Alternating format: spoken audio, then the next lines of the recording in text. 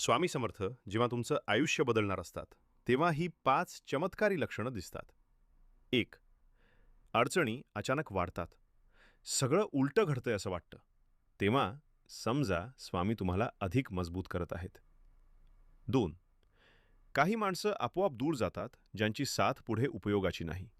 स्वामी स्वतः त्यांना बाजूला करतात. 3. अंतर्मनातून योग्य अयोग्य कळू लागतं. चुकांपासून दूर राहावंसं वाटतं. हे स्वामींच्या कृपेचं चिन्ह असतं. 4. संयम वाढतो. मन शांत होतं. पूर्वी ज्या गोष्टी दुखवायच्या त्या आता तुम्हाला सावरतात. 5.